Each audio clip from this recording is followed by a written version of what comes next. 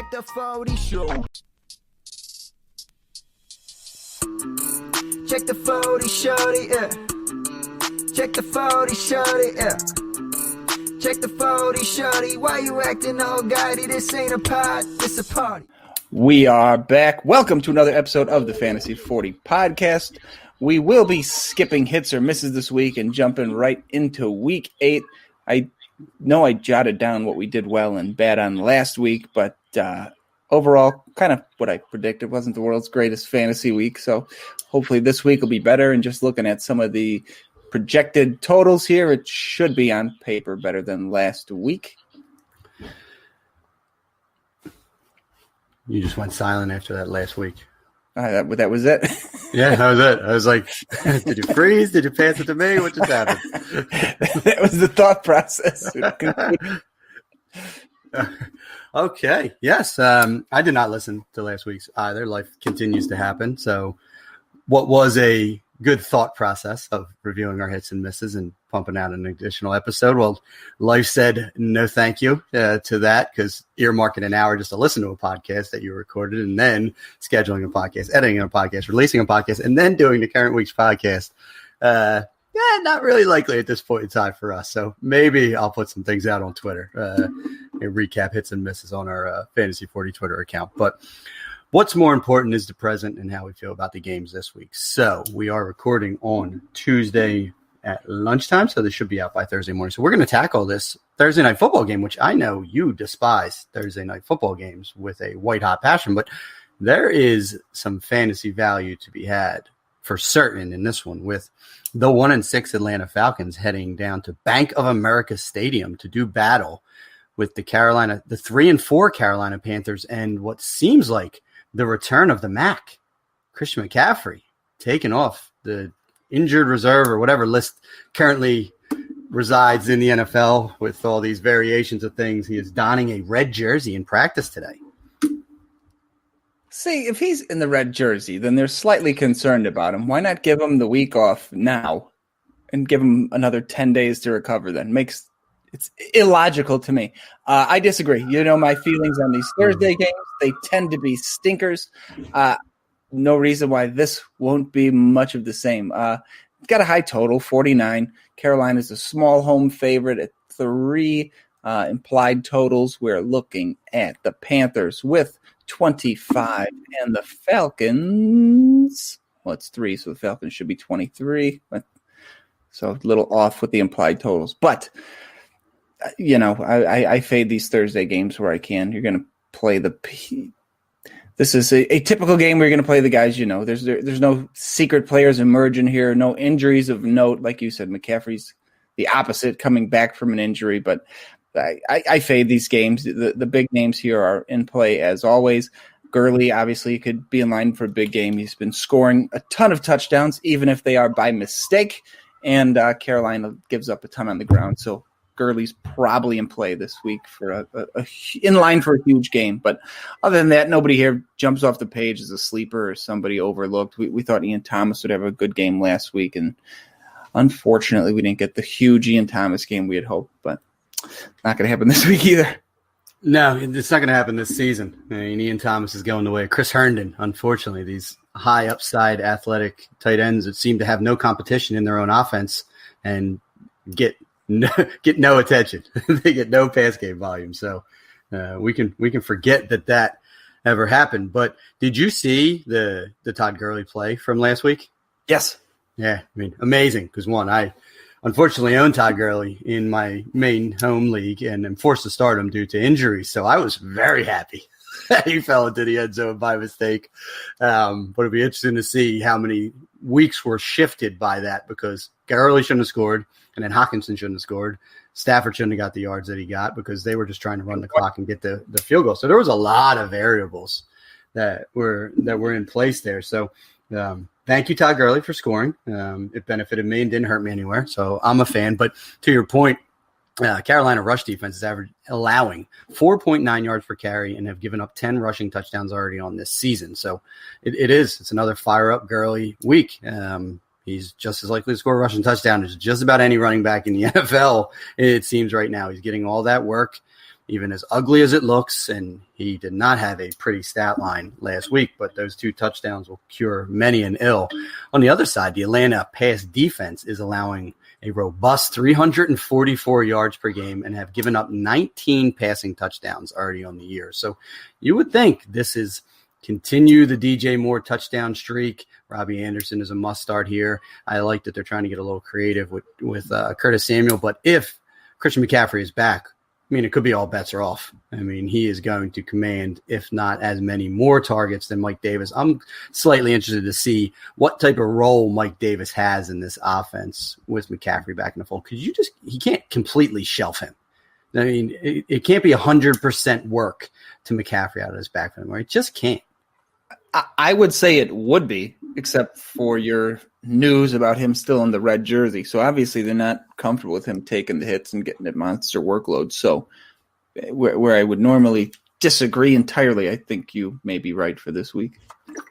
I just think, you got to preserve that asset. So why not 75% workload? I mean, that's still bell cow work for McCaffrey, and let Mike Davis get the measly 25% of work. Still have McCaffrey in on all the money downs and stuff like that. I just don't see the 100% snap counts where he's just piling up receptions after receptions, getting 20 carry games after this. I don't need to, at least for the remainder of this year. Now, as far as the quarterbacks in this game go, who would you, if you had to pick between the 2 of these guys, who do you think has the better fantasy day between them? Because I think, in my head, it goes right to Matt Ryan initially, just because comeback mode. No. But given how bad the Atlanta pass defense is, I think it's a little closer than just a slam dunk, right? No, to me, it's Matty Ice, Carolina, especially if McCaffrey's back. I mean, he might get some dink and dunks to the backfield, but it's Matty Ice. He's got the track record. He does, and it seems like it should be a closer game with this 3-point nominal line here. So it's not going to be chasing as many points. Maybe you don't get the aerial assault that one would normally think. But in the unfortunate loss that they just had last week, when they were largely in control of the game, winning throughout, what Matt Ryan put up still 338-1 in the game. Still threw it 42 times. I mean, that's still a hefty workload in the passing game, and that was with 26 carries overall. So I'm with you, but I think Teddy has sneaky upside, like a 280 and 2 touchdown day here, in what I think will be an eventful Thursday night football game. Anything else in this one? No, we've spent far too long on a Thursday game. John hates Thursday football. All right, so we are on to the weekend. We're going to start Sunday with a bang, and it's the lifeless 2-4 New England Patriots heading to Bills Stadium. They really need to get a sponsor. Didn't they used to be New Era Stadium? Why is this Bills Stadium right now? It's changed. Lack of respect. Yeah, no one wants to invest in upstate New York. To the 5-2 Buffalo Bills. What do we got going on here? Buffalo is... I lost it on the sheet. Where is it? I have it at -3.5 and 43. You're correct. You got it. Yeah, so not 43 is a very underwhelming total. Quick glance here. I believe it is tied for the lowest on the week, and that is correct. So they're not anticipating a lot of fantasy points here. I'm actually surprised it's only 3. New England looked terrible. The worst we've probably seen in, 20-ish years. Buffalo looked good to start the year and kind of been a little lackluster the last few weeks, but they're still at home against a really disappointing New England team. That might just be name value, giving them the 3 at home. I think Buffalo wins this one pretty easily.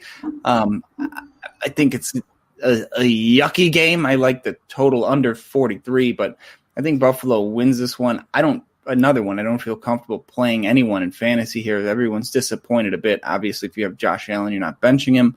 The running backs, no thanks. Diggs is going to probably draw the tough matchup with Gilmore. So kind of spin the wheel here. PPR, Beasley could volume his way into a nice game. And for New England, this is just a spread the ball around dumpster fire. If Cam doesn't run in 3 times, he's not even playable. So no thanks with that total. Yeah, and I see that at least what I'm looking at, there's 9 sub-50 game totals this week. So to your point, this might be another letdown week from a fantasy perspective. But listen, we thought that the Buffalo Bills had a rollover affair last week against the Jets, and they actually had to come from behind with that game in the second half with no offensive touchdowns. It was a field goal fest. So I just don't know what to make of this Buffalo team. Stephon Diggs is definitely getting Stephon Gilmore and temper expectations. You can't sit Diggs, but definitely do not expect, the landslide games that we have seen from him. I like Beasley as a sneaky call. New England pass defense is allowing 240 yards per game, so keeping teams in check, and only 9 passing touchdowns so far through 6 games. So they're containing the pass, and then conversely, what at least perceived or I perceived to previously be a stout run defense, the Buffalo run defense is allowing 4.6 yards per carry and 9 rushing touchdowns on the year. So that kind of plays into, I'm sure, the Patriots' game plan of running the ball and shrinking the game against the Bills. Are we sure that Cam's getting the start this week? Was that literally just like yank him because it was the ugliest affair ever? Or is Cam starting to – Cam's, since coming back from COVID, Cam has had some 2 questionable starts. And – I don't think Bill Belichick wants to be embarrassed again after what the 49ers did to him. So I think he's going to have a short leash. But he's better than Stidham. I don't disagree, but I'm not starting Cam unless I absolutely have to anywhere. I just do not feel comfortable in his safety and security in the game, and just against Buffalo, the upside. How do you feel about Devin Singletary versus Zach Moss in this game?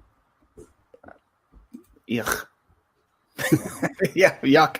I don't like either one. They're not. Nobody's voluming their way into production. Not interested. No, they almost an even split. 8 carries for Singletary, 7 for Moss against the Jets, but Zach Moss was far more productive with him, averaging 6.7 yards per carry, largely on the strength of a 26-yard run. But that only 3.6 for Singletary. Moss was actually more involved in the passing game as well. He had less targets, but more catches, 3 for 25 to Singletary's 2 for 18. I'm starting to call for the Zach Moss shift. They drafted him to be their primary running back, like to handle the goal line stuff. I think he's probably a better pass catcher than Devin Singletary. So I don't know where Devin Singletary is better than Zach Moss, in my opinion, but it's still not going to be neither one of these guys is going to see 15 carries. So the upside is limited. But if I had to flex one of them this week, it's going to be Zach Moss over Devin Singletary. Can you start Julian Edelman in this game?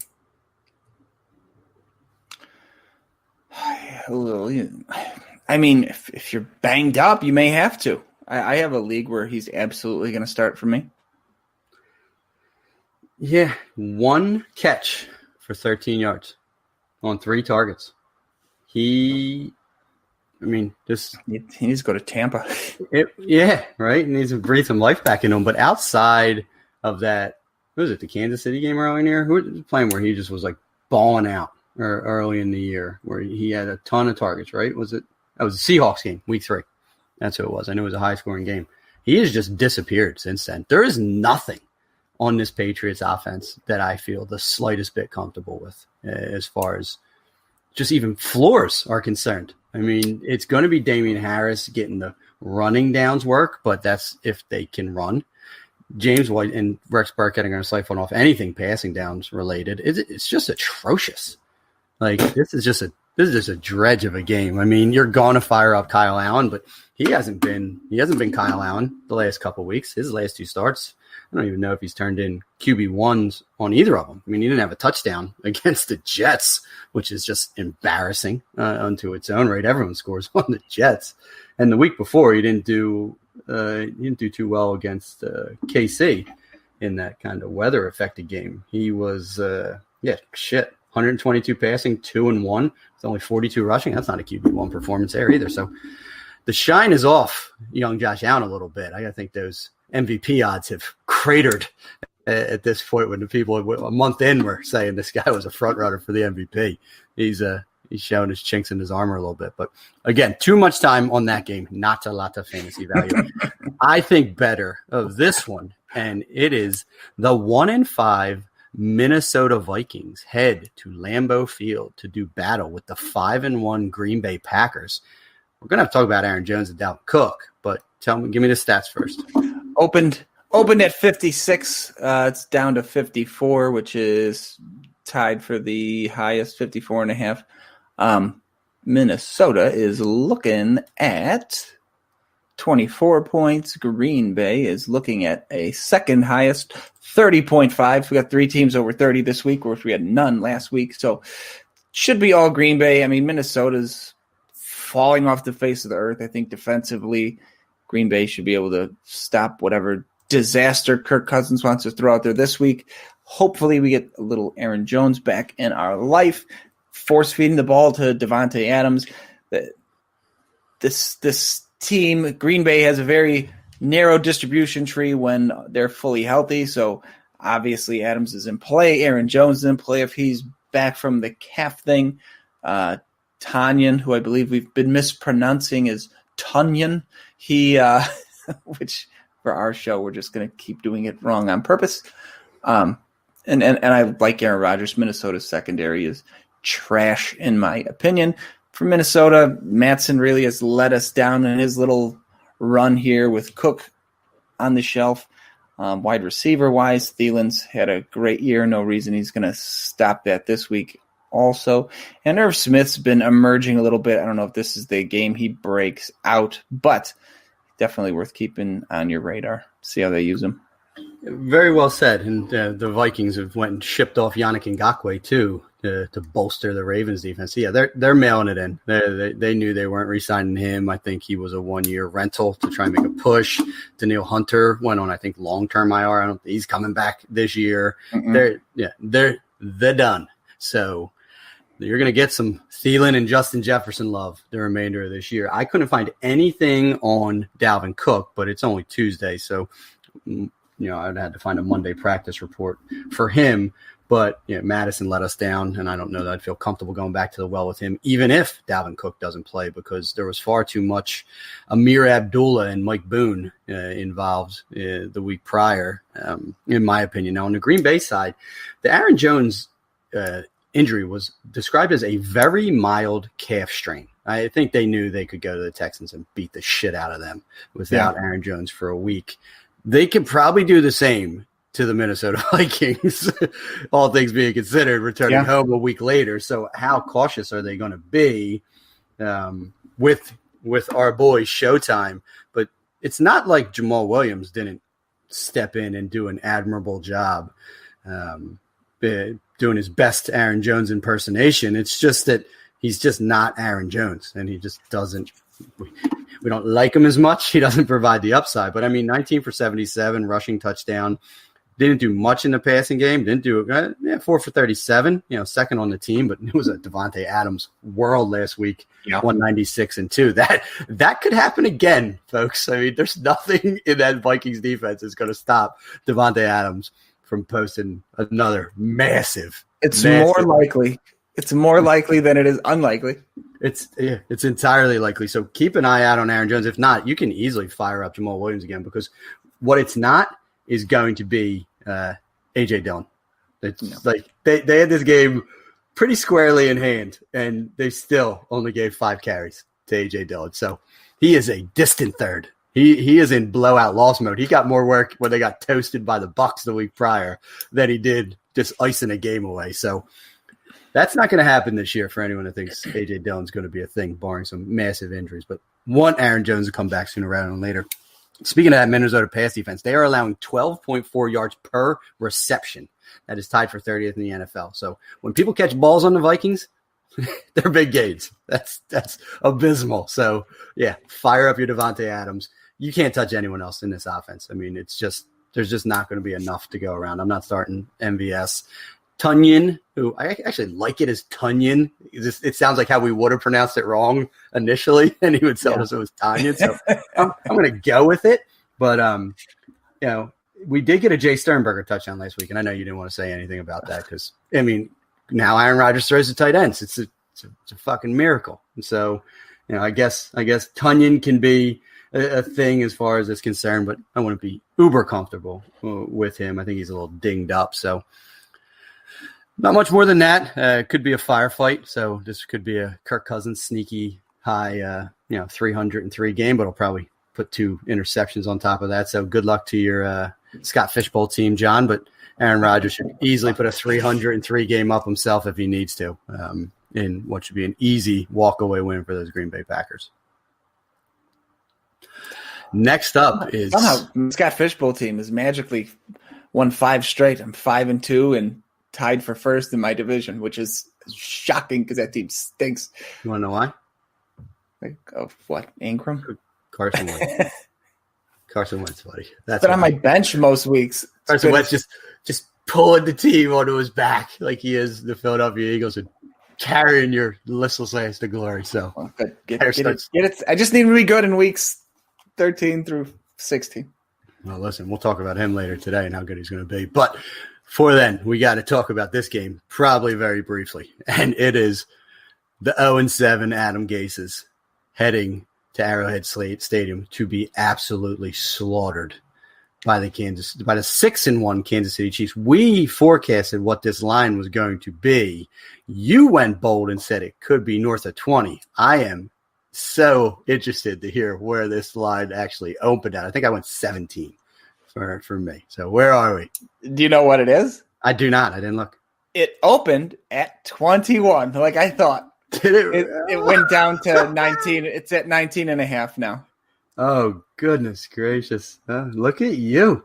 And it's not enough. That Vegas is rubbing off on you. The Jets are going to get fucking murdered. The Chiefs are projected at 33. Let's scroll all the way to the bottom here. The Jets are at 14. It's literally the highest and the lowest projected total on the board.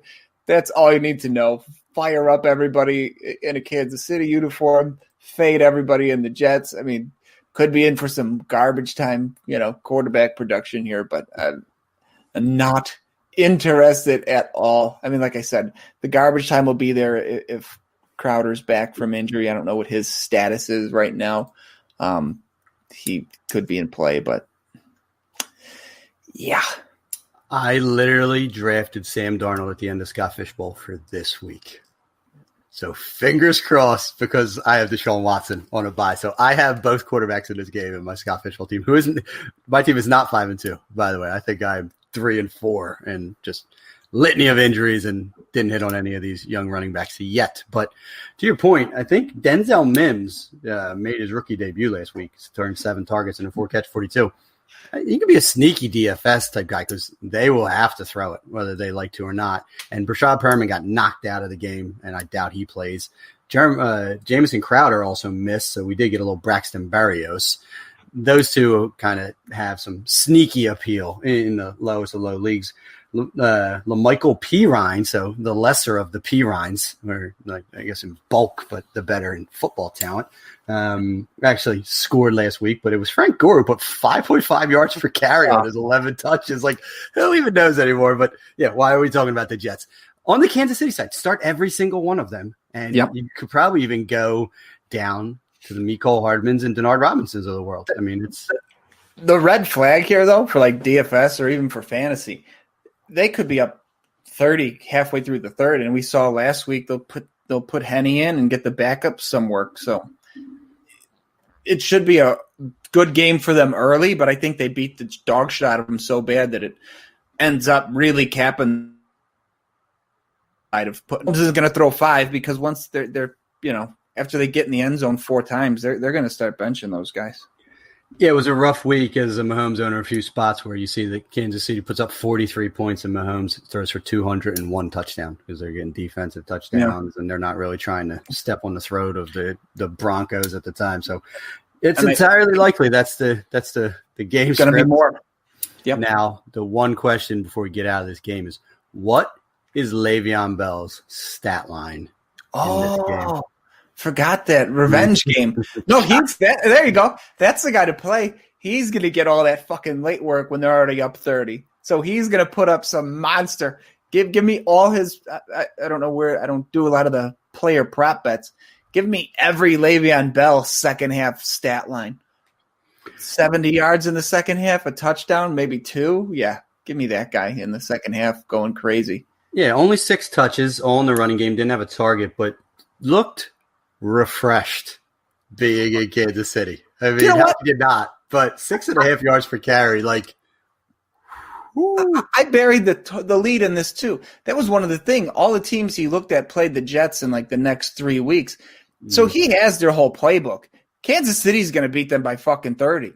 This 21 is too low. Yeah, I agree with you. I mean, he's giving them every play that they have this whole week. That's even more insulting that the Jets were beating the Bills at halftime last week. That we're talking about 21 points not being enough for these same Jets going against Kansas City a week later. Although it is in Kansas City, but that matters here nor there. I agree. Le'Veon Bell, 100,000% gets a touchdown in this game. I don't know when it's going to come, but sure as shit, it's going to come. And I just want to know what happens immediately after, because I mentioned on a previous episode, can he please just walk the ball over to Adam Gase and hand it to him? Just give him the utter disrespect. Don't say anything. Don't just hand him the football and just run off to the sideline. That would just be epic. I think 80 and a touchdown for Bell is probably a floor for him in this blowout, because he will be seeing some of that mid-second quarter, early third quarter work. He'll probably even be on the bench by the fourth quarter when they give it to DeAndre Washington and Darrell Williams at that point in time. But they are going to make it a point. Darwin Thompson. Get Bell his. Well, he's now 5th because they elevated DeAndre Washington again. So Darwin Thompson ceases to exist all over again, thanks to Le'Veon Bell. But yes, I think you coined the term, I have the Chiefs by murder. Yeah. And that's about right. Okay, to a far more compelling game and very meaningful game for their division. The 6-0, only undefeated Pittsburgh Steelers. Are they they're the only undefeated, right? Because Tennessee lost as well. Yeah, they lost to Pittsburgh and Seattle lost. So the lone remaining undefeated team, 6-0, Pittsburgh Steelers, head to Baltimore, M&T Bank Stadium to do battle against Lamar Jackson and the Ravens. I'm a little shocked here. Game open Baltimore 6.5 at home is now 3.5 with a total of 46. They're expecting Baltimore to put up 24 and the Steelers to put up 21. I don't know how you're going against the Steelers at this point. I mean, I get these games are, and that's the other thing. 46. These games, especially in that AFC North, tend to be kind of black and blue, low scoring affairs. Obviously, the upside is there with the skill players in this game, but I kind of lean towards the under here and think Pittsburgh wins. A bit of a muddled contest. I think both of them run pretty heavy in this game. I'm going to fade most of the receivers here. I think Mark Andrews is in play. Pittsburgh's been a little soft against the tight end, and Andrews is in play anyway. It's not like that's breaking news. Pittsburgh. This is Deontay Johnson's wide receiver core. No matter what's happening, that guy gets back on the field. He's getting peppered with targets. This is he's the wide receiver to own here. Everyone can take their Claypool shares and stash him back on the bench till Johnson gets hurt again. Juju's a ghost. So this game, despite the total, I'm kind of fading for fantasy. I'll take the running backs. I think they're going to get some work. Baltimore, unfortunately, has kind of a full-blown committee, even though Ingram's touches have been ticking down. Ingram, Edwards, Dobbins all get a fair amount of work here. None of the wide receivers have really popped yet for Baltimore, and I don't think this is the game where somebody has their breakout and to be the best defense in football. So I'm not a fan of this one for fantasy. Yeah, I mean, in the game last week where you mentioned Deontay Johnson coming back, 15 targets. Juju had 14 in that same game. They had identical stat lines, both 9 catches. Deontay Johnson, 80 yards, Juju, 85 yards. But, yes, the 2 money touchdowns went to your boy Deontay Johnson. Chase Claypool, Sterling, 1 catch for -2 yards. They did have Malcolm Butler on him. They put their primary cornerback on Chase Claypool, and they just got eaten alive inside by Deontay Johnson and Juju. So I'm with you. There's a more stout pass defense coming their way in these Baltimore Ravens. They are pretty solid across the board. going even 3 deep with corners. So I wouldn't feel too happy starting any of these guys. But let's talk about the team defense themselves. Pittsburgh is allowing 3.4 yards per carry on the season. They have just shut down running games, and that's clearly what the Ravens want and intend to do against every team they play. So it's going to be interesting to see how they pull that off. Pittsburgh, conversely, their pass defense is 31st in the league in yards per reception at 12.5. So when we were talking about the stats earlier of the Vikings at 12.4, so Pittsburgh gives up more per catch. You can get them over the top. Could be the Marquise Hollywood Brown big breakout game, 100 and a touchdown. He hasn't hit that mark yet this year. They're going to need to throw the ball deep on Pittsburgh. They're not just going to be able to live running the ball to short dink and dunk shit. So I'm optimistic about Hollywood Brown in the game. And you said Mark Andrews is a must start. Well, he was supposed to be a must start against the Eagles too. Remember what happened there? Boy, was he. Egg against a very gettable Eagles pass defense to the tight end. So little sketchy there. Nick Boyle still stealing touchdowns. Mark Andrews still just not seeing the volume you want to see from an alpha tight end. You are going to start him, but I am lowering expectations on Mark Andrews from this week. On the season, both of these run defenses have only allowed 4 rushing touchdowns on the year. So they've both been very stingy to running backs. So temper your James Conner expectations as well, because he has been living on volume and getting into the end zone, and I don't think Baltimore is going to allow that. Which quarterback do you feel more confident starting in this game? Jackson, just because you get the additional points with his legs. Hopefully after the bye week, he was a little nicked up on injury reports previous weeks, but he didn't look that beat up against my Eagles where he was running all over them. So yeah, you want to get that as well. And Pittsburgh did lose Devin Bush, who's one of their best, run and chase down linebackers. So not going to be as concerned about Lamar Jackson, but he needs to come out and have a big game here. They're going to need to be fighting for points and yards, so he shouldn't be able to take his foot off the throttle. And I want to see a big-time Lamar Jackson game here where, can you put 300 yards passing on the ledger? Like, you don't need 100 yards rushing, but give me 50 yards rushing and go for multiple touchdowns at the end of the day, because that's what it's going to take to beat the Steelers. I do think the Ravens beat the Steelers here at home. This is literally a must-win game for these Ravens. They don't want to see Pittsburgh keep getting away from them, and they have home field advantage coming off of the bye. Everything is in their favor, and they're a dog at home. I mean, play the disrespect card. You said it opened at 6.5. Pittsburgh's the favorite. I'm sorry, Baltimore's the favorite. They're 3.5 at home. Oh, I thought you said they were getting. I was like, shit. And it was like, that is utterly disrespectful. So, okay, well, it opened high and it's been bid down to almost a pick. I'm giving the 3 to Baltimore, but still, I'm leaning Baltimore here, and it looks like Deontay Johnson clearly is the receiver to own in Pittsburgh, but you could just as easily see that pendulum shift right back to Claypool if the Ravens evaluate the wide receivers differently. But I'm not starting Claypool here. I'd miss it again. No.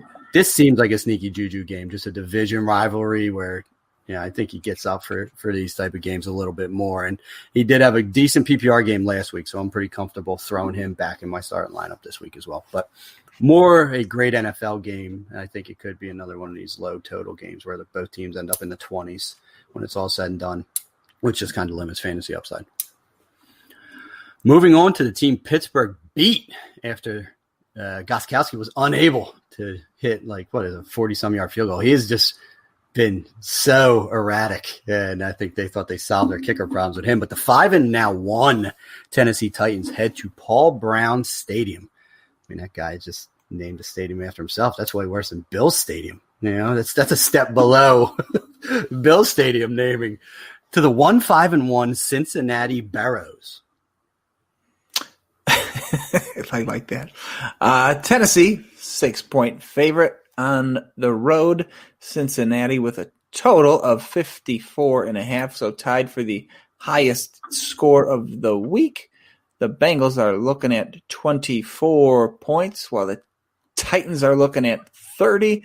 The Bengals haven't been able to stop the run in about 4 years, and looky, Tennessee likes to pound the ball with Derrick Henry. So Henry should be in line for a monster game here. The only thing to stop him would be injury, I would say, at this point, because the Bengals are horrific, and they're injured up the middle too. So it's going to shape up for a big game for him. That should open up the passing game. Tannehill much to my dismay, apparently is a very good NFL quarterback. So he's putting it together. Wide receiver-wise there, it's hard to trust anybody except A.J. Brown now that he's kind of back and healthy. Corey Davis had a little splash there to start the year, came back from COVID last week. Humphreys got involved when they were really dinged up with injuries, but nothing you want to plug in lineups unless you have to. Cincinnati, on the other hand, Burrow's been firing that thing all over, so give me some more Joe Burrow. The wide receiver seems to be spreading it around. A.J. Green's getting involved a bit more here, but you could play Boyd, you could play Higgins, you could play Green pretty confidently, I think, especially with the high total in this game. I don't know what's Mixon's injury status. Anything new there? When last I checked. Well, I do know that the Bengals have a bye in Week 9. So, yeah, they're going to rest him. That would be the smart play. More than likely. They just invested way too much money in that guy. They're still in a rebuild at 151. So we're going to get another Gio week, which is a startable week. Gio has a running back 2 floor when he is the unquestioned starter.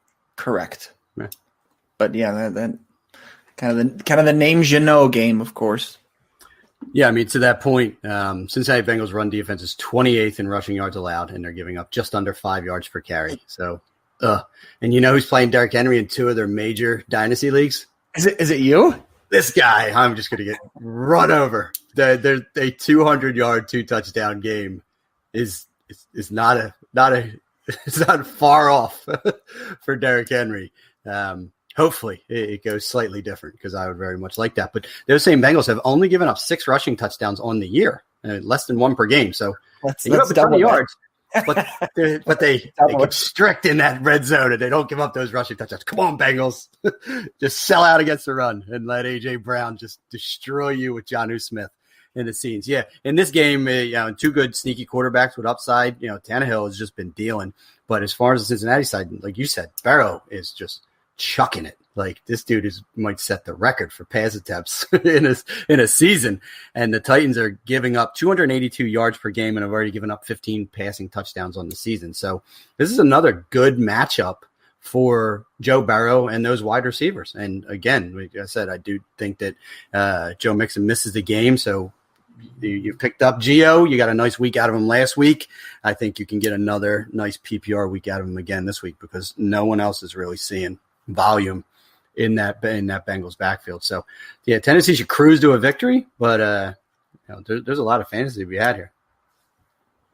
Yeah, I like the idea of Tennessee getting that huge lead and running it out with Henry and then Cincy trying to play catch up and play from behind. It's a perfect recipe for fantasy success. Tis. Hopefully a little more Jonnu Smith, please. Oh, yeah. We all saw that Anthony Firkser stat line after Jonnu left a week earlier, and I'm like, why hasn't Jonnu had that stat line yet? What's going on here? This dude is amazing. He's far superior athlete. Like, let's game plan for him a little bit. Like maybe this is the week for Jonnu. He did come through the prior game unscathed, and I just want more Jonnu in my life. So I'm not going to go bold, but I would not be surprised if Jonnu is a better start than the aforementioned Mark Andrews this week. Just given matchup. I don't disagree, but they've both burned me quite a bit lately. It's been rough. It's been rough living in the flames of Mark Andrews and Jonnu Smith as being one of their major proponents, but still better than the dredge of tight ends that for sure there under them. So could be worse.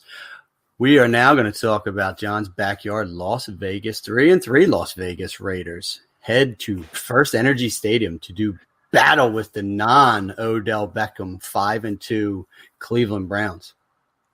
Yeah, third highest scoring game by my calculations, if I'm not mistaken. 4th, possibly. Totals 53.5 in most places. Cleveland's a 2.5-point home favorite. They just lost Beckham. They're projected to score 28, while the Raiders are projected to score 25. They've actually always played better without Odell Beckham. Beckham went out last week. Mayfield realized he had to spread the ball around and not force feed him, and they had a pretty good game fantasy production last week across the board. So they're gonna. It's hard to know where it's going to go, though. I mean, Landry's the number 1 now. Higgins is the number 2. We saw Peoples-Jones get in the end zone. And they're going to play a lot of 2 tight end sets. And Njoku, I believe, got in the end zone last week. Bryant got in twice. And that's, Hooper is a ghost. He hasn't even been really used yet after signing that big deal. So they're going to spread it around. I think it's going to be a decent game for Baker. Out of the backfield, obviously, Hunt's the main guy. Glad I wasted all my fab on Dearness Johnson, who has done shit since Chubb went out. So it's the Hunt show. I like all the tight ends. I actually played Njoku in a pinch last week, and that touchdown made that a very worthwhile play. But they're going to spread the ball around. It's hard to trust anyone here. I mean, Landry might see the PPR volume. We kind of saw a lot when he was in Miami going forward. For the Raiders, I don't know, man. Shrug for the Raiders. I like Waller. Carr's not sexy. He'll probably get it done given the points they're expected to score here. Wide receivers, Aguilar seems to be the most consistent guy. Other than that, the Raiders are a bit spookier than I would like given their total. It's hard to know where it's going to come from. Yeah, John, I think you'll appreciate this. I was listening to another podcast, and they referenced that someone else had mentioned this. So it's like hearsay at this point. I can't even give credit where credit's due. They said Nelson Aguilar appears to be the only person that went to Vegas and turned his life around. Yeah. He's been great. He's been a revelation. I said it early in the season. I never thought I'd say but I miss Nelson Aguilar because he would sure have been helpful for the Eagles these last couple of weeks. But to your point, the Harrison Bryant David Njoku duo combined for 6 catches for 76 yards and 3 touchdowns. What's Hooper been doing? He was getting more acclimated into the offense, but he had his appendix out. They said it's likely he doesn't play this week either. So you could probably go back to the well. Harrison Bryant was the starter in the game. So he's already usurped Njoku as far as the pecking order is concerned. And Njoku still quietly wants out of Cleveland. And, well, he should because he just got usurped by a rookie after they signed an overpriced tight end for $10 million per. So good for him. Keep just light that fire every week, Chief David, and send his smoke signals to get the fuck out of Cleveland because you deserve better. But as far as the snap counts, Bryant 40 snaps and Njoku 31. So even though they're too tight, so yeah, he's going to be on the field, but still, Bryant was the primary beneficiary. These Las Vegas Raiders have allowed a NFL high 12 rushing touchdowns on the season. So run right back to Kareem Hunt, fire him up. He had 21 touches in the game, scored receiving touchdown. Feel very comfortable with Kareem Hunt back at home. The Cleveland run defense is allowing 3.8 yards per carry but have given up 9 rushing touchdowns on the season. So they're stingy yards per carry, but they do give up touchdowns. So Josh Jacobs is another temper expectations game. Might not have the yardage you want, but is a guarantee a likely touchdown candidate for these Las Vegas Raiders. To your point, without Beckham, it's a hodgepodge. Does Jarvis Landry become the primary? Rashad Higgins was the beneficiary of all the yardage a week ago, and then like you said, Donovan Peoples-Jones got that touchdown. I would like to see him on the field a little bit more. I was pretty high on him, and his epic fall in the draft didn't allow me to land him in a lot of places because it kind of had me out like, hey, if the NFL doesn't like him, how can I remain so high on him? But I would like to see him get some more burn in 3 wide receiver sets. But like we just said, the Browns run a lot of 2 tight sets, so it's not going to be heavy snap counts for Donovan Peoples-Jones. Higgins is going to step right into that Beckham role. Now, one thing I do want to discuss is how effective the Browns are at their receivers throwing passes so far this season. I mean, I didn't look at the totals yet, but I'm pretty sure they have 100% completion percentage.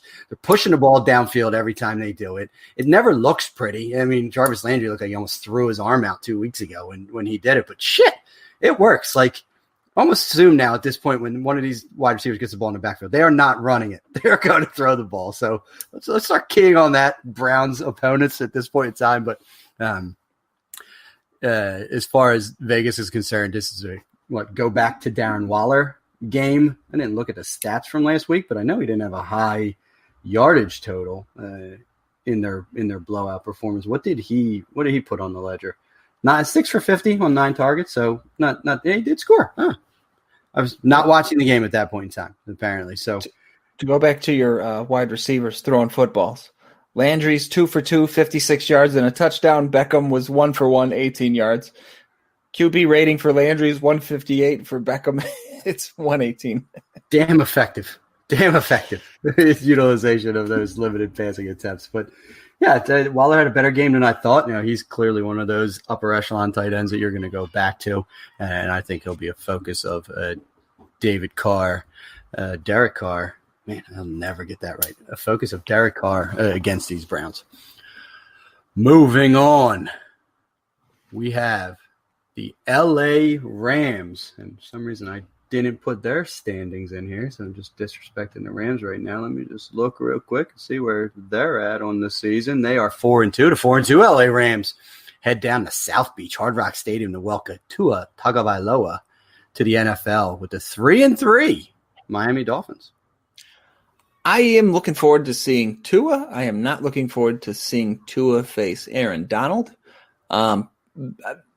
New quarterback, and it kind of not necessarily overlooked, but I'm not playing any Miami pass catchers.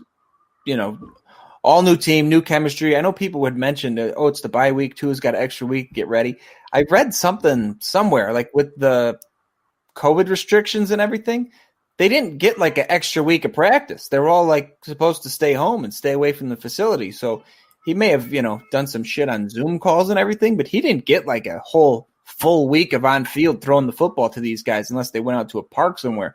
Because I think on the bye week they're not allowed to even come to the facility. There's some weird, COVID bye week nonsense this year. So I'm staying away from that receiving game and Tua this week as much as I'm excited. You could get Gaskin in there because they'll probably try to run the ball quite a bit to take some of the pressure off Tua.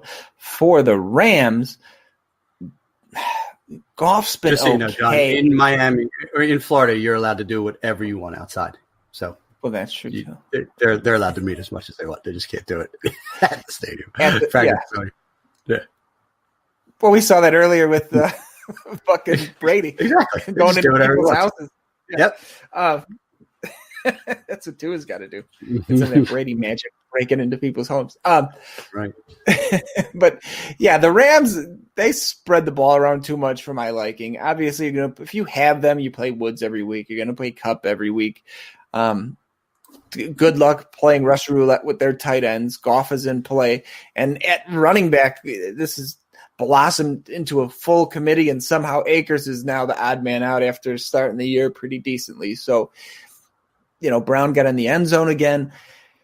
It's a muddled mess. I mean, between injuries and buys, you probably have to squeeze some of these Rams guys in if you have them, but they're all just as likely to get you 3 points as they are to get you something in the mid double digits. 13-3, you're probably 50-50 chance. So I don't trust any of them, even though I think that the Rams will score here, but it's hard to trust anyone. This is a very difficult game.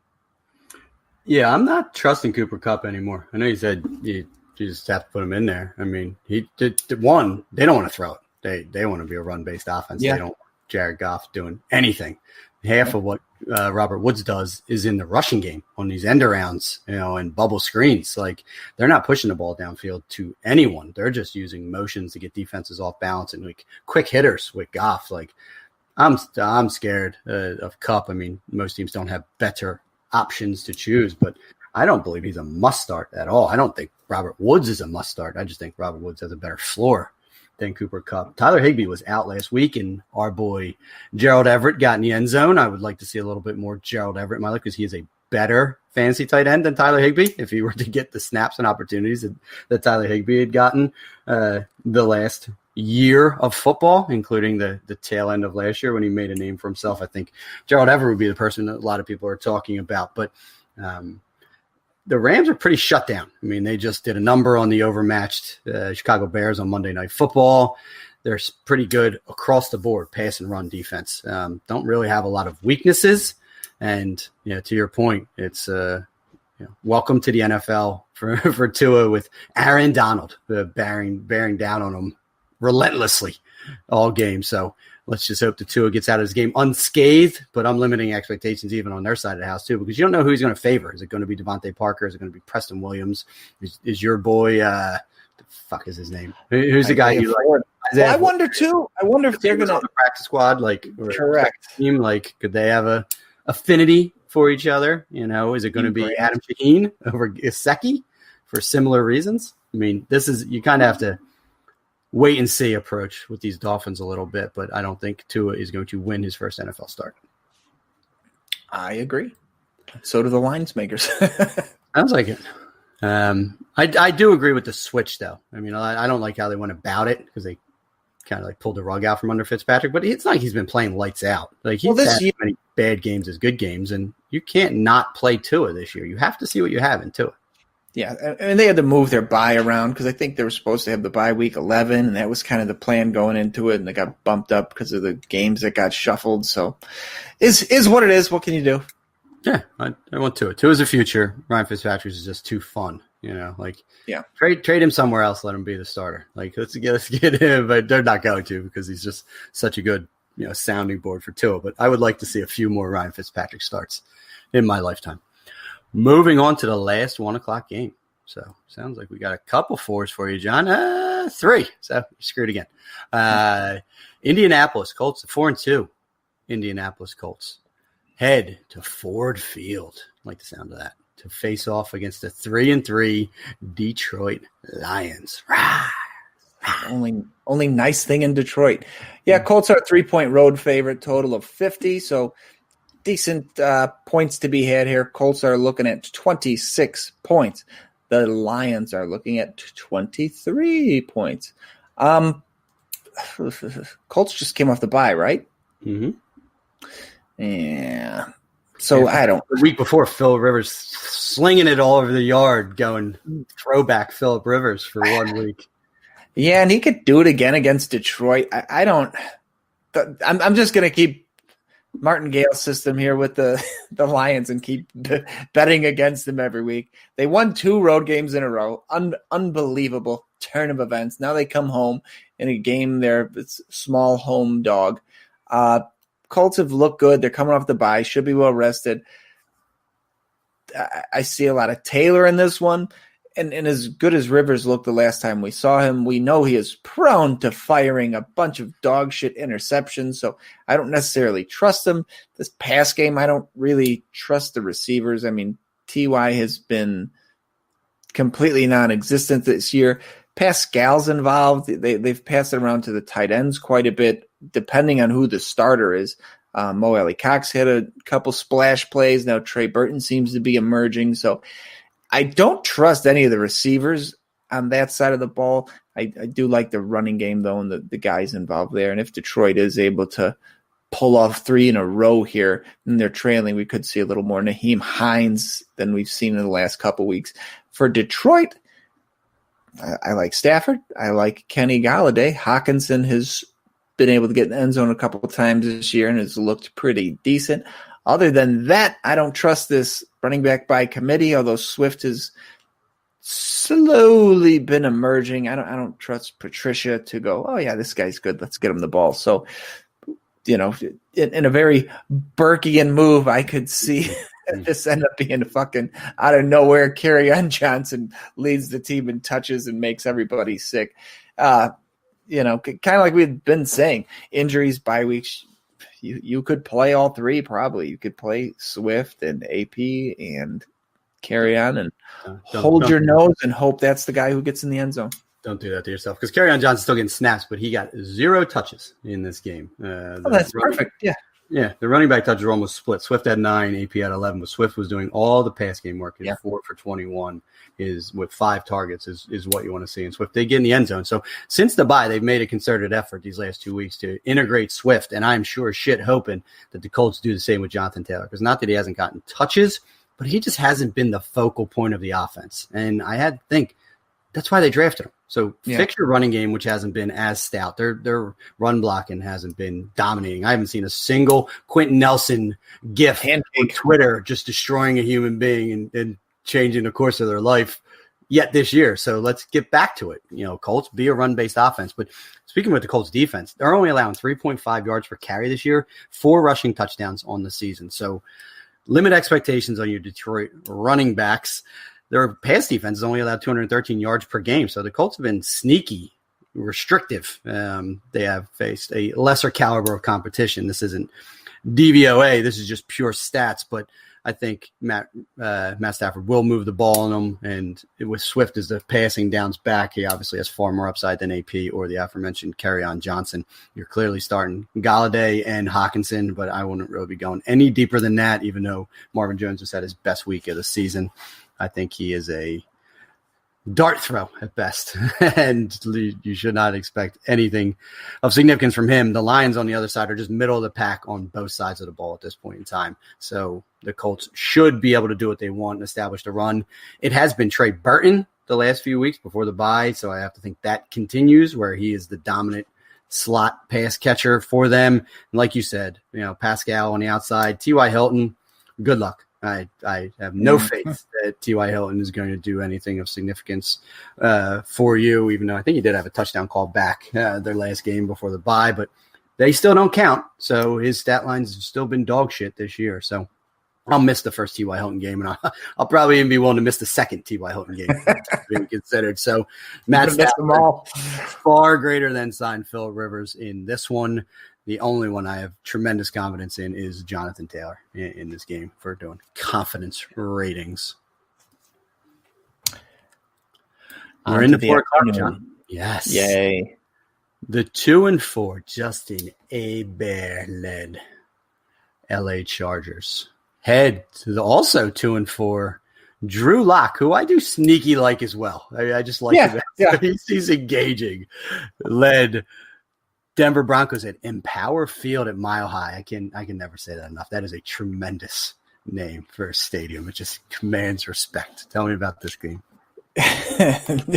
Yeah, Chargers are a 3-point road favorite at Denver, which is pretty unusual. I think a big part of this is Denver just getting their dicks kicked in last week. And people, Kicking dicks. Yep. Yes, sir.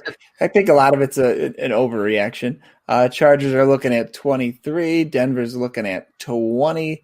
God, can I please get Austin Eckler back? But that's just a personal thing. Bone, John. The muscle was ripped off the bone. I mean, that's something you usually hear with people eating wings. Didn't need surgery though. It's because he's not playing again this year. Breaking my heart here. There's something on the road doesn't need surgery. I don't know how those two statements correlate. Yeah, go ahead. Total's 44. A quick glance. It might be the second lowest scoring game. Yeah, besides that trash New England Buffalo game. So I don't expect much here. I'm pretty sure Denver's in the middle of a cold snap. I think it was 10 degrees yesterday. It was pretty fucking freezing last week when they played a little bit of snow on the field. So I anticipate this going even under that. I think they're going to both try to run quite a bit. I think they're both not going to be very successful at it. I don't love either passing game here for fantasy. I mean, Keenan Allen's obviously going to get peppered with targets, so he's in play. I do like Hebert. I do like Luck, much like you said. I don't know if I like either one of them this week.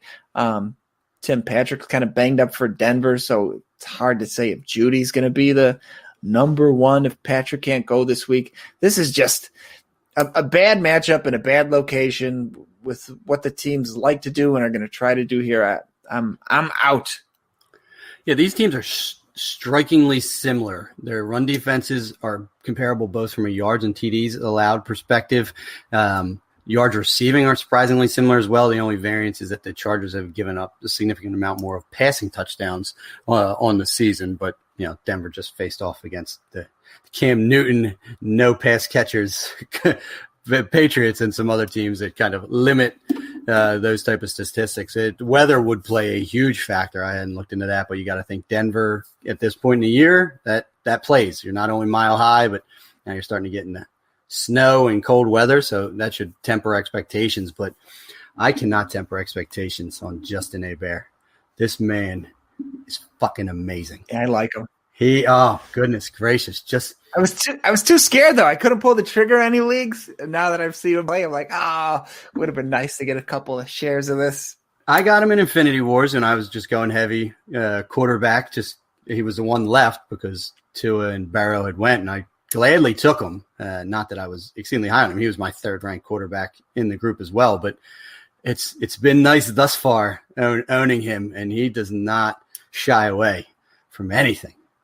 Unfortunately, Mike Williams has turned into Jalen Guyton, and Hunter Henry has turned into a hodgepodge of Virgil Green and Donald Parham. So this dude is spreading the pill around. You don't usually see that from other than Keenan Allen. Keenan Allen gets his 40% target share. Everyone else has to share the pie. So Keenan Allen's the only guy you can trust in his passing game. It should have been a Hunter Henry week last week, and it wasn't. Parham got the touchdown. Virgil Green was soaking up yards.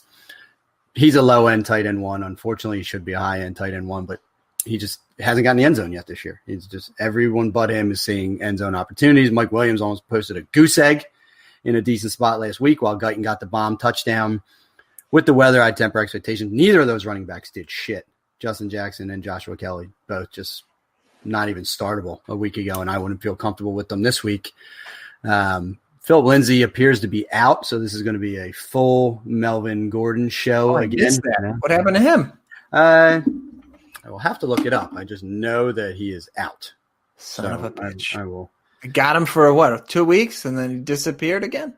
Yeah, let me look in this play. Unacceptable. Do a quick search of Philip. I always spell his name wrong. Lindsay. Isn't it S-A-Y? No, I always want to put S-E-Y for some. Is it E-Y? I could be wrong. Probably why I can never find him. Okay, they did not want to give me any update on him on said app that will remain nameless, so we'll just go to Twitter real quick and do this beautiful podcasting excellence thing so I can verify my information. But I did read, let's see, Philip Lindsay. It's S-A-Y.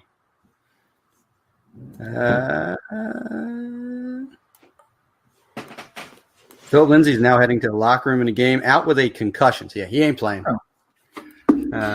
So maybe a little Royce Freeman, but you're going to get a lot of Melvin Gordon in this game and his revenge game against the Chargers. So what that means is he's going to get 20 touches. He's going to be an RB2 for you. Like it or not, but temper expectations. Keenan Allen is the only must start. And in that Denver passing game, you mentioned it. If Tim Patrick's dinged up, Jerry Jeudy really hasn't exploded yet like some of these other young receivers have. KJ Hamler is a DFS dart throw in this type of environment. Looks like Albert O is the apple of Drew Lock's eye, his buddy from Mizzou. So, temper expectations on Noah Fan as well. Forgot about that. Forgot to play together. Yeah, pay attention to the weather in Denver.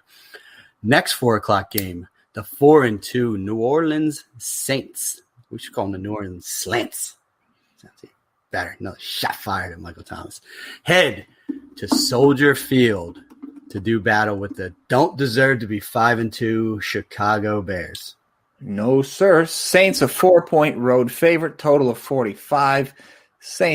Bears are looking at 20 points. Saints are looking at 24. Pretty easy math on that one. What are you going to do with New Orleans? It's all Alvin Kamara. The wide receivers all depends on if Thomas is playing or not. We haven't seen him since week 1. Barely saw him in week 1. Between injuries and suspensions, if he's playing, you're going to play him. If he's not, it looks like the undrafted kid whose name totally just fell out of my brain. Yes, Callaway. There you go. He seems to be the first guy in the pecking order with Manny Sanders out with that Rona. So very narrow route distribution tree. I don't like any of them, to be honest. So play Callaway if Thomas is out. Even if Thomas is in, Callaway is going to be the number 2, and obviously the Bears are going to roll coverage to Thomas. Callaway could have another decent game here. For the Bears, no thank you. Allen Robinson got a little last week, said he had a concussion too, so there's a chance he misses this one. Anthony Miller's just breaking my heart doing nothing. This team, the Bears, focus a lot on their tight ends. Kmet, I think, got in the end zone again, but Kmet and the ghost of Jimmy Graham are in play here. So it's ugly game. Not interested. Yes, ugly game. Komet got the junk time touchdown. I turned it off at 24-3, so wasn't even aware of who actually got that. No, Komet did not score. He had 2 for 45. Well, no one scored, apparently. It must be defensive because they didn't throw one, they didn't run one. Yep, 2 for 45. You're right. We'll go for the old game tracker. What happened here? Oh, Woods fumbled, and it was returned for a touchdown by Eddie Jackson, 8 yards. So no offensive touchdowns from the Bears. They got lucky to get a defensive one at the end of the game. But I'm with you. I mean, you can't run on the Saints. They have been locked down. So I said, good luck, Bears, because that's what you would prefer to do. Haven't been very successful at it and have to abandon it pretty early on. But what the Saints do give up is passing touchdowns. They've given up 17 passing touchdowns on the young season. So some reason for optimism with Allen Robinson. My boy, target leader for those Bears on Monday Night Football, Darnell Mooney, saw 7 targets. There were 2 plays where he roasted the cornerback. And whether you want to blame him or Foles or pressure or whatever, they just missed where Mooney could have had a full Mooney game, John. It is going to fucking come. Sure. I keep saying it till it comes. But he did still put 3 for 40 out there, so contributing with his targets. But, yeah, I want nothing to do with Chicago. None of them. Not at all. Not interested. I don't want David Montgomery's empty 14 carries. He's just piling on these Leonard Fournette-ish targets, 5 catches for 21 yards, like just compiling his way to relevancy in PPR leagues, but he just doesn't deserve it. Like, get someone better in there. I would actually like to see what Lamar Miller can do with this offense, because even old Lamar Miller, I think, would be better than David Montgomery in this offense. But the Saints, you nailed it. I mean, it's Kamara, it's Breeze, it's Mike Thomas. If he comes back, you start him. Jared Cook seems to thrive when Thomas is out. And with him and Sanders out, I mean, Jared Cook falls into that must-start territory. But, yeah, other than that, just not a lot of unknowns here. So we'll move on to the last of the 4 o'clock games, and it is a division battle. It should be an interesting game. The 4-3 San Francisco 49ers head to CenturyLink Field to do battle with your boys. The 5-1 just took an L on Sunday Night Football because they don't do things the right way. Seattle Seahawks. We got to bang these last couple out. I got to run. I'm with you. Okay. Rolling. Yeah, Seattle's given up a ton of points to the opposing wide receivers. Debo looks like he's going to miss some time again. Came back and he's out. Jeff Wilson looks like he's going to be out for quite a while too. So the guys that we wanted to see something from are not going to be in this game. So for the passing game, I guess Ayuk. Could we see some Trent Taylor? My man Kendrick Bourne. The opportunity will be there for those kind of sleepery guys this week. For Seattle, you're going to fire up the guys you know, Russ, DK, and Lockett coming off that monster game. Carson got hurt. I think he's going to be out again this week, so it's probably going to be a lot of Carlos Hyde. They have been working in Travis Homer, and hopefully DJ Dallas got in the game a little bit late, was doing mostly some pass game work. He did miss a fucking egregious block at one point, but that was he was probably the best pass blocking rookie running back coming in out of this group. So I think we'll see a little more of him this week too, which thank God I'm in a terrible spot where I actually have to start him again this week. So I need it. Should be a ton of points. Total's 54 in the game. Seattle is looking at a total of 28 while the Niners are looking at 25. So should be a close one, should be a shootout, and I'm looking forward to it. Every Seattle game's been pretty damn good this year for fantasy. It has, and I was very wrong. On last week's podcast, I called for a defensive battle, like one of these like grinded out games. It was anything but, with 71 points scored. And, they just let Arizona come back into this game, unfortunately. 3 interceptions by Russell Wilson is very unexpected. But, I didn't even think you referenced Tyler Lockett's 15 for 203 because they put Patrick Peterson on DK Metcalf. So rather just let Tyler Lockett beat the shit out of them the entire game. Yeah, why not adjust at a certain point? Like, okay, well, maybe we should put Patrick Peterson on Tyler Lockett. No, let's just keep him on DK Metcalf and let Tyler Lockett eat all game long. Well, when they took him off Metcalf, that's when they went to Metcalf. Yeah, I mean, which didn't happen very often as a Metcalf owner. 5 targets, 2 catches, 23 yards. Better days are ahead for him. the San Francisco pass defense isn't as locked down. They're all banged up. So I'm with you.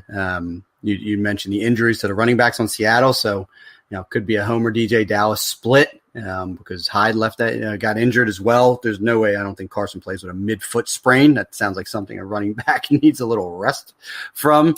So there'll be a lot of passes to be had here on the San Fran side of the house. Yeah, IU could set up for another massive game with Debo out.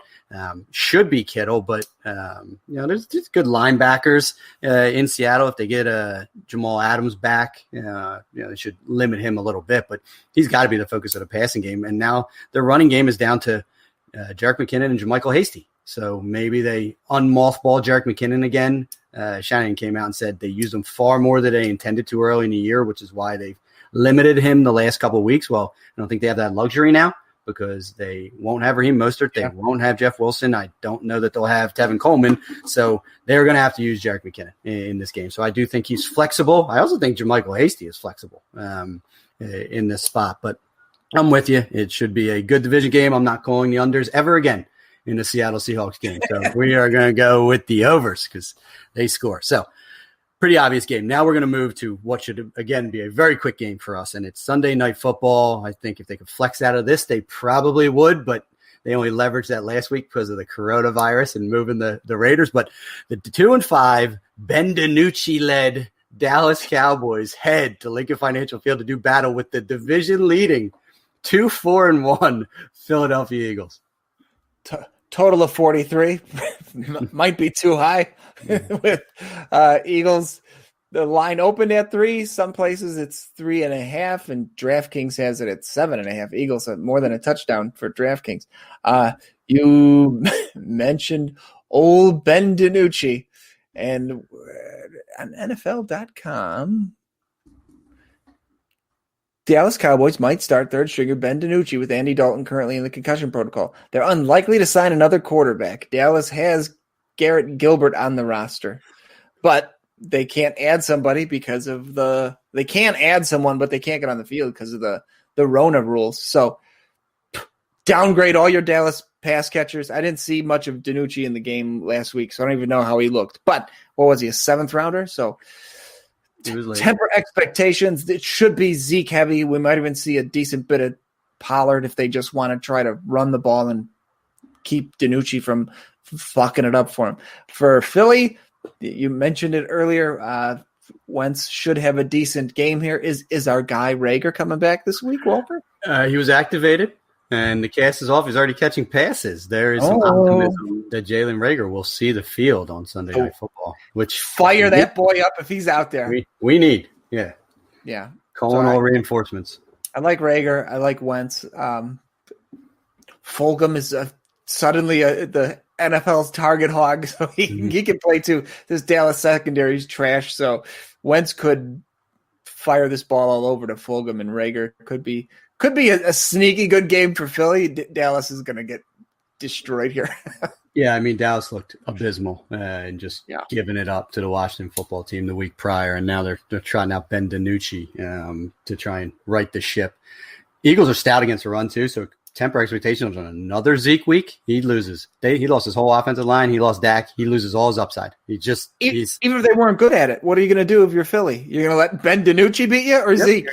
Selling out on the run, so you better hope that Zeke finds his way into a ton of targets, which I don't know that Ben DiNucci is going to be doing that, although he might be scared for his life and checking down more after a week. But, yeah, the Eagles should win this game handily. Hopefully we get Rager back.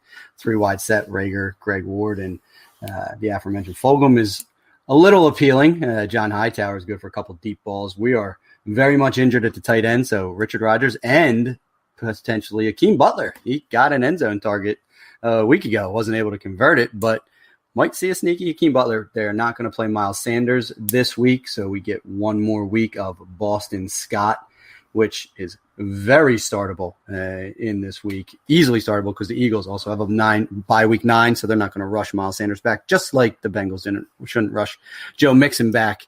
So fire up Boston Scott. I think Wentz has a top 5 fantasy week again. He's going to put 300 and 2 to 3 touchdowns. Going to run it a little bit as well. And good luck picking what Dallas receiver you want to start with Ben DiNucci, because there was nothing of goodness even with Andy Dalton in that game earlier. So they have hit their floor, and lower expectations on CeeDee Lamb and Amari Cooper and Dalton Schultz as well. You can't start Michael Gallup to save your life. So Eagles by murder. Yep. Dallas sucks, Burke. Moving on. Monday night, we'll wrap this up and get out of here. It is the all-star Tampa Bay Buccaneers, 5-2. Antonio Brown, Tampa Bay Buccaneers, head to MetLife Stadium. Ooh, be a little bit afraid, Bucks. It's Murder Life Stadium to beat the dog shit, kick the dicks in, bend over these 1-6 New York Giants. Yeah, injuries are kind of the story here for Tampa again. What's his name? Your man Godwin broke his finger. He had surgery. He's out. I think, didn't Scotty Miller get hurt too? So they're a little banged up. You're right. Taking Scotty Miller's lunch anyway. Yeah. Evans still isn't healthy, but total of 40, open at 48 down to 46. Tampa's a 10.5-point favorite. Probably not enough, to be honest. Tampa's looking at a score of 28, while the garbage Giants are the second lowest on the board, behind those terrible city mate Jets, looking at 17 points. No thank you to much on the Giants side. Tampa's great against the run. Not that you want to play Devontae Freeman or Wayne Gallman.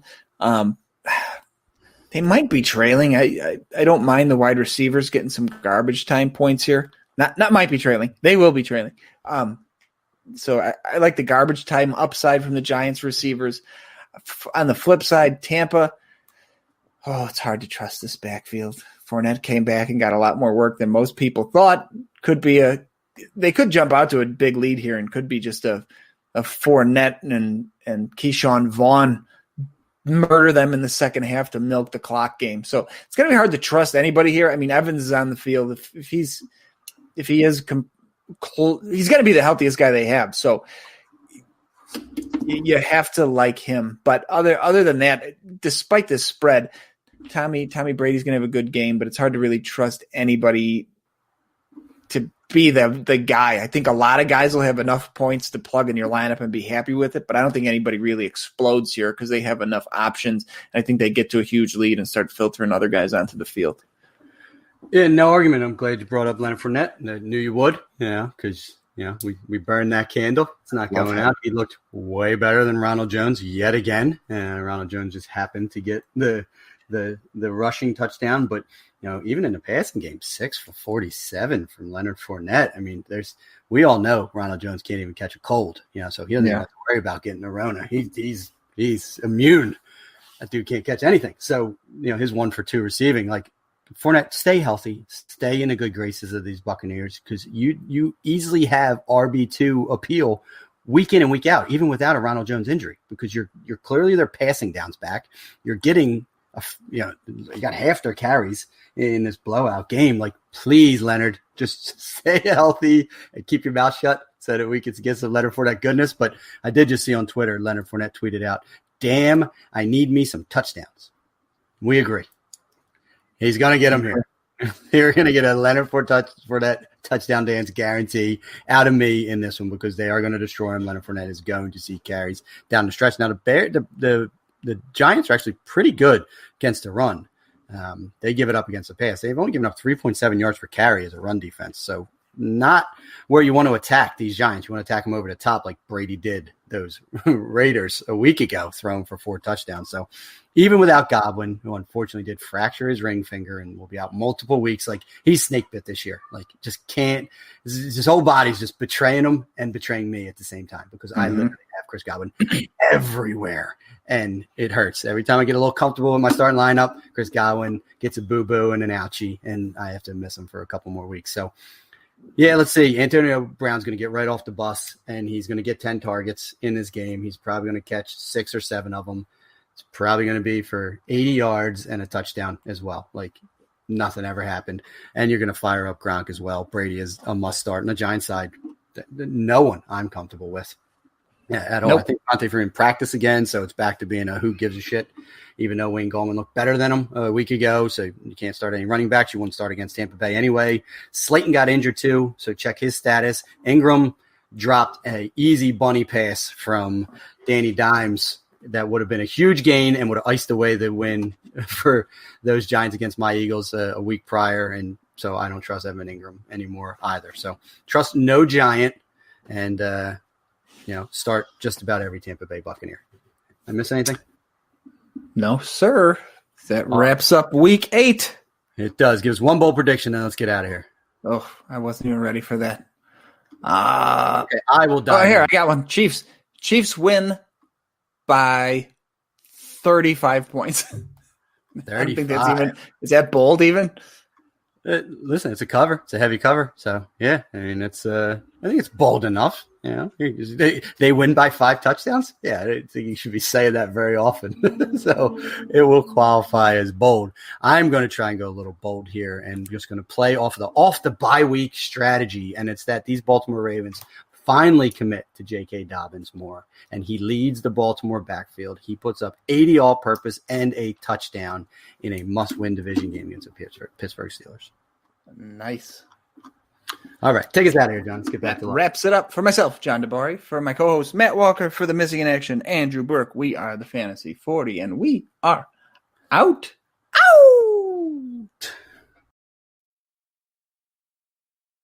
Got to fake an injury and get in the pre-board and sit in that first row at if you fly Southwest, you could pick your seat. That was the lifesaver, sitting in the fucking bulkhead seat, having that extra room in front so your kid can actually kind of run around a little bit in that aisle. Yeah. Look, you got life hacks, man.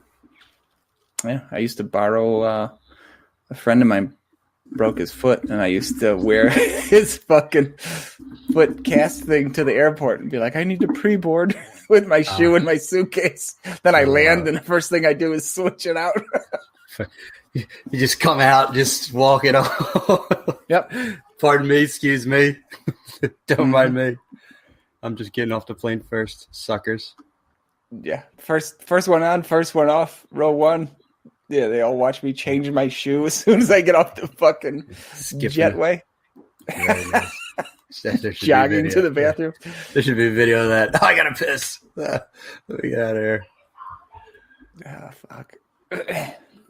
There's a life hack to tag on to the end of the episode. I like it. The irony is now I fucking need it. Now we actually have to pre-board every fucking time. The karma has bit me in the ass. Life has come full circle.